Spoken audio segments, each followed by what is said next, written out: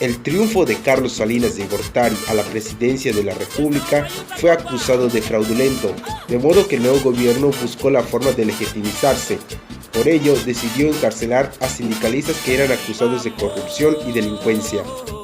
Como parte de la necesidad de hacer una reforma de Estado, se llevaron a cabo las siguientes reformas constitucionales. La aprobación de la Ley de Asociaciones Religiosas y Culto Público de 1992, con la cual se restablecieron relaciones con el Vaticano. La reforma al artículo 3, con el que la educación secundaria pasó a ser obligatoria. La reforma al artículo 82, para que los hijos de extranjeros nacidos en México pudieran postularse como candidatos a la presidencia. Y la reforma al artículo 130, con el cual las corporaciones eclesiásticas adquirieron personalidad jurídica y se les reconoció derechos civiles y políticos a sus miembros, aunque limitados. Con esas acciones, el presidente Salinas se consolidó en el poder y volvió a recuperar el ímpetu que el poder ejecutivo solía tener en décadas anteriores. De hecho, con Salinas se impulsó lo que se le conocería como liberalismo autoritario, definido por Lorenzo Meyer como el refortalecimiento del presidencialismo, llevado de la mano con el modelo neoliberal en la economía. Recordemos que en el sexenio anterior, el presidente Miguel de la Madrid Hurtado inició con el proyecto del modelo económico conocido como neoliberalismo. Sin embargo, fue Carlos Salinas de Gortari quien lo impulsó hasta llegar a su consolidación, gracias a sus medidas tomadas en política económica, de las cuales podemos destacar las siguientes. Se propició mayor presencia del capital internacional a través de inversiones, préstamos y apertura comercial para la entrada de empresas transnacionales.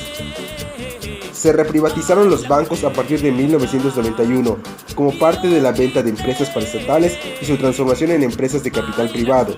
También se privatizaron compañías como Telmex. Se creó el sistema de ahorro para el retiro en 1992, con lo que se privatizó el sistema de jubilación de los trabajadores. Y también incluimos la reforma al artículo 27 constitucional, que le permitió a la Iglesia adquirir bienes raíces y a los ejidatarios vender tierras que se les había adjudicado. Técnicamente hablando, se trataba de la reprivatización del ejido y el entierro de la reforma agraria concebida durante la Revolución. Otro factor importante que determinó el gobierno de Carlos Salinas de Gortari fue la implementación del Programa Nacional de Solidaridad, con el que se llevó una política asistencialista que atendió las necesidades de salud, vivienda, educación, alimentación y empleo que habían en México luego del gobierno de Miguel de la Madrid.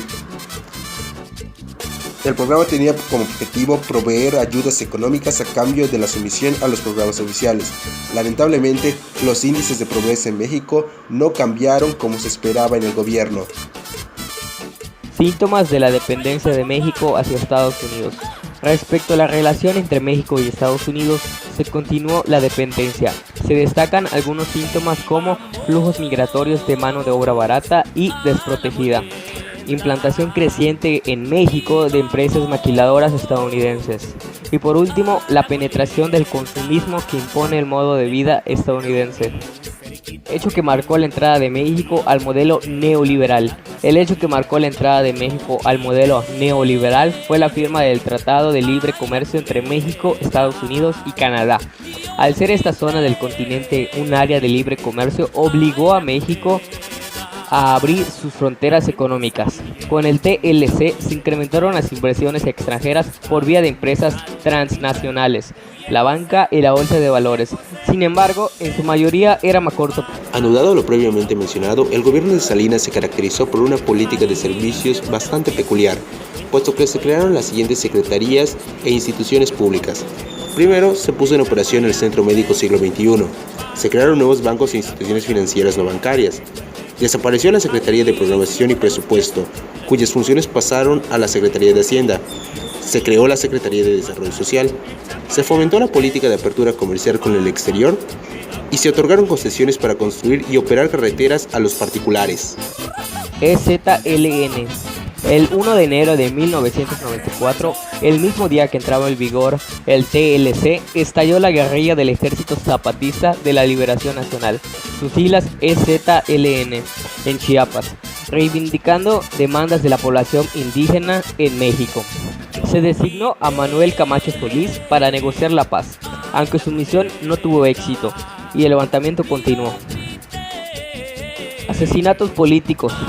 Este hecho marcó el inicio de un año caracterizado por la violencia política, pues el candidato del PRI a la presidencia, Luis Donaldo Colosio, así como José Francisco Ruiz Massieu, fueron asesinados, con lo que las elecciones de 1994 se vieron ensombrecidas por la promoción del llamado voto del miedo.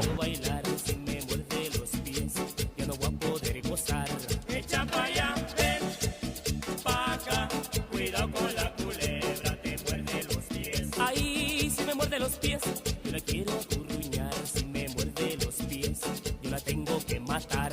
Echa pa' allá, ven, pa' acá, cuidado con la culebra, te muerde los pies.